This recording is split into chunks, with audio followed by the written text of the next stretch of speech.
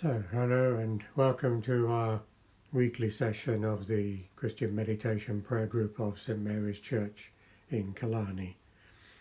It's nice to welcome you all who are joining us on this live streaming session and all of you who are joining us on the catch-up video later.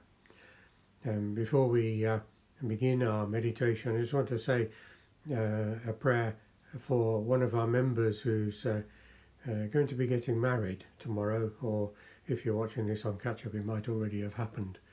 So to Stephen and his fiancée, we ask God's blessing on their marriage and during this difficult time when they can have fewer people attending their ceremony, we wish them the blessing of our spiritual presence. So congratulations Stephen and Ronnie. Many of you will have heard that in our church we have said goodbye to one of our dearest friends and a long-term member of our church. Richard Hilliard was buried today, and we pray for his family and for all those in this town who have known Richard for many years. He was a very prominent figure in the community, a great churchman and a businessman, and a raconteur, a teller of funny stories, and greatly knowledgeable in local history. So we will miss Richard very much and pray for his family and all who will miss him and mourn his passing. So let us now prepare ourselves for our meditation in the usual way. If you have need of a reminder, then if you're able to pause this video and glance at the instructions on the page beneath the video window. Otherwise, if you are confident and familiar with the practice and technique that we use, then you will know that we will close our eyes and relax the body, and at the sound of the gong bring in our sacred word, our mantra, Maranatha. So let us close our eyes now.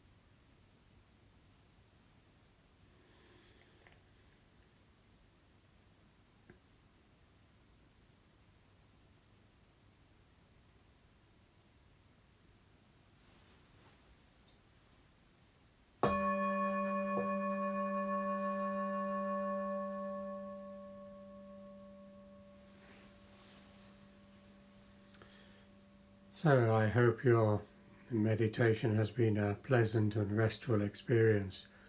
But even if you have been beset by a lot of thoughts rushing in and it's been a very disjointed experience, then don't worry about that.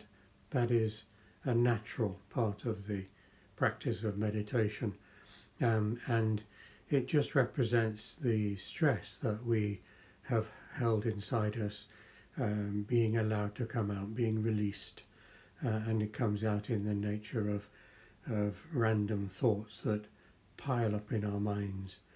And the practice and technique of meditation to just go straight back to the mantra, the sacred word, helps us to learn the practice of letting go of those thoughts and the emotions that are associated with them.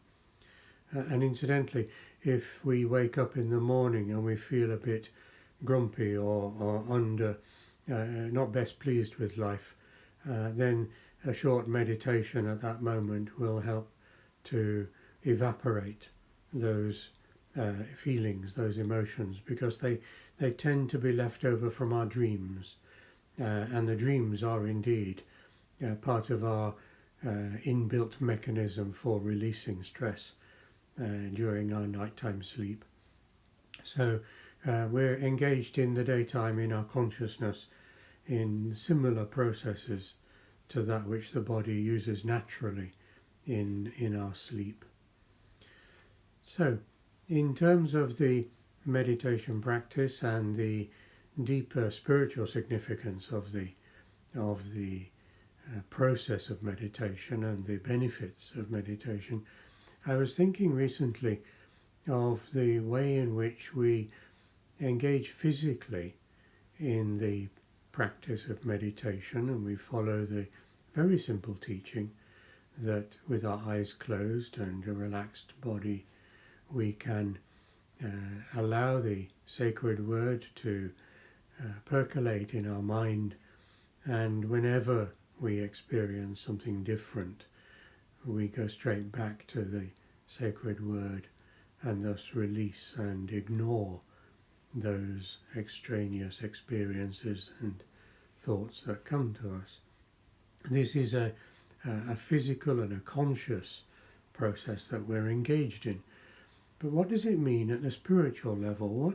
What is going on at the spiritual level, and why is this practice so beneficial for us? Why does it succeed in helping us and bringing us closer in our relationship with God? And that's part of the purpose and the issue, is to engage in the physical level of our consciousness, our alertness, our awareness, our being awake, and the regular experiences of our daily lives, the times of quiet and the times of turbulence, that this practice of meditation helps us to position ourselves in a spiritual sense, so that we are able then to practice in that deeper level what we practice in the surface level. So in the deeper level, what is going on in the deeper level? And this is a good question, and a question that has been addressed throughout the Christian tradition in the practice of meditation, and a lot has been written about the spirituality of meditation in various traditions, not just in the desert tradition but in the Orthodox tradition as well, and in more recent times throughout the ages in the Catholic tradition, and more recently in the Roman Catholic tradition. The capacity that we have as physical and spiritual beings to be able to engage at both levels, at the one level consciously and at the other level not in a conscious sense, but not in an unconscious sense or a subconscious sense either, but in a spiritual sense. So what is going on then at the spiritual level?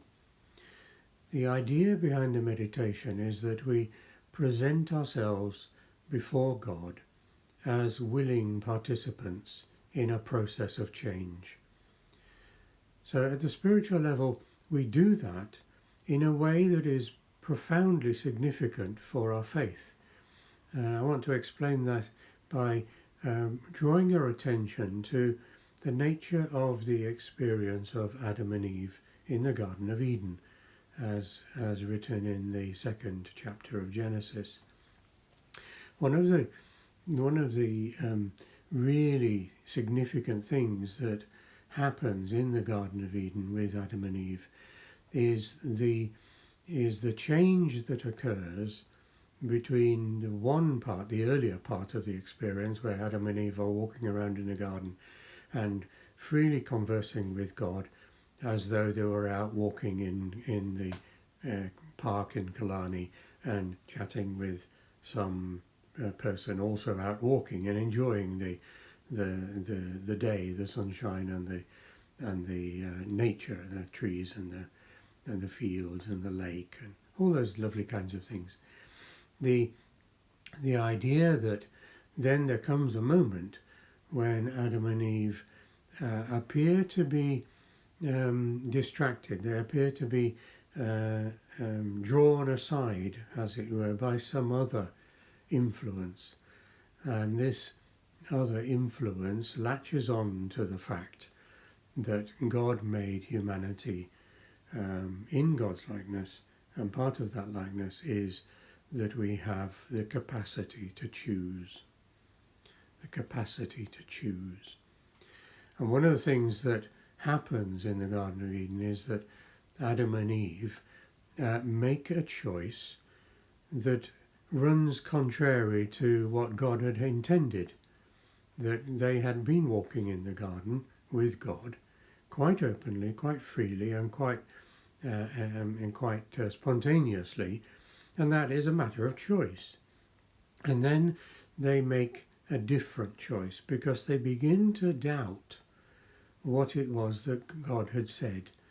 Doubt is brought into their minds and they follow it through. And so they lose that sense. They make a different choice. And that means to say that they veer away from a trusting relationship with God. So that the capacity for choice comes first.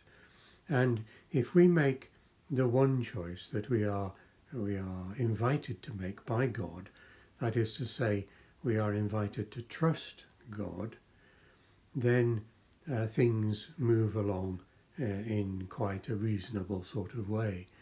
But if we make a different choice, and that is to say, we begin to lose trust in God, or let go of it entirely, then things go on an entirely different trajectory. And the notion of losing trust in God is the path towards what we call evil. And evil is defined as that which does not include and does not demonstrate trust in God. So anything that doesn't trust in God is classified in that sense as being evil.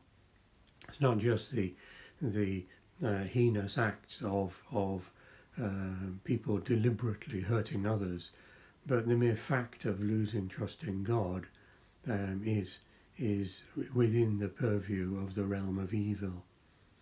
So this idea of trusting God, we can see it in the story of Adam and Eve and the consequences of failing to trust God.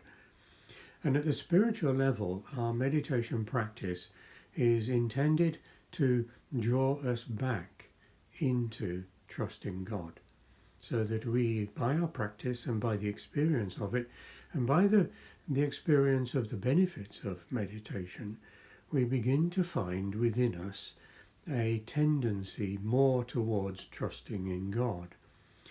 But there is a requirement here. There is a requirement that is significant for us, and I often express it in these terms, that we are invited regularly to practice our meditation, morning and evening, every day, and to make it a priority. And what we're saying there is that we are invited to make a priority of our relationship with God, so that throughout our day, and indeed in the night when we're asleep, we choose to make God our priority. And that means to say that we put God first and all other things come second. And what that means is that we're not forsaking all other things, but we are placing them in such a position that they will benefit just as much from the process as we would, rather than selecting one of them as our priority and the other suffering. When we choose God as our priority, then all others benefit from it as well as ourselves. So the meditation is giving us that sense that it is possible to trust in God, and we must first choose to make God our priority. Now, it can be quite a daunting feeling to consider doing that, so we need to be led towards it and to find within us the capacity. And once our hearts and our minds, our emotions and our intellect are unanimous on this point, then it becomes easy to do. That with our intellect, our reasoning, and with our emotions, our sense of feeling and sense of safety in God, that we find when those two come together, that making the choice to put God first above all other things in our daily lives helps us then, and trust follows. It's not that we have to work at trust. Trust follows from that process. And when trust follows from that process, we are then in a position to be able to imbibe more fully the benefits of our practice of meditation. So it's far easier to release the tensions that accumulate within us in our physical body and in our emotional being. And it is also much more easy then to focus ourselves through our heart towards loving God at every moment. This is called the prayer of the heart in the Orthodox tradition, that our heart is continually focused on God, and we, as it were, I think I said previously, are umbilically connected with God. So this practice of meditation is intended, it has the deeper benefit for us at the spiritual level of helping us to grow our faith in God, to grow our relationship with God, to grow our choosing of God as our first priority, and then the benefits that will come to us through trust and the peace that follows that.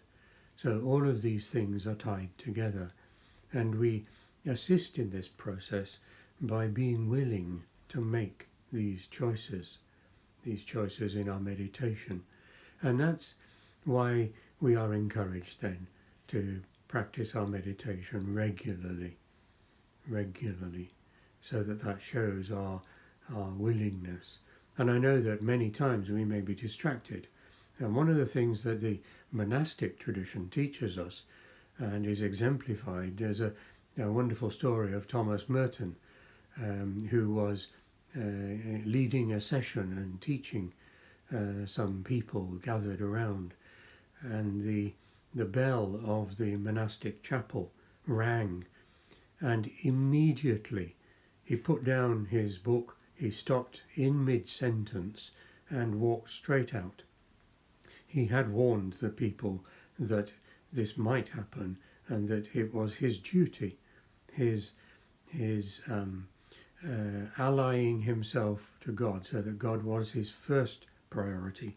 It was his duty to go immediately to the community prayers with his brethren in the chapel. And then he came back later and continued the session. And that was what they expected, and they were quite happy for that to happen. So we may find ourselves in a circumstance and a situation, and we know that it's now the moment for us to meditate. We have promised to do it, and so we take our leave as much as it is possible to do. And if it isn't possible to do, then we commit ourselves to following it up immediately that we can. Now, for instance, if we were driving on the highway, we do not go straight into meditation because our attention is taken away from the driving, and that can be fatal.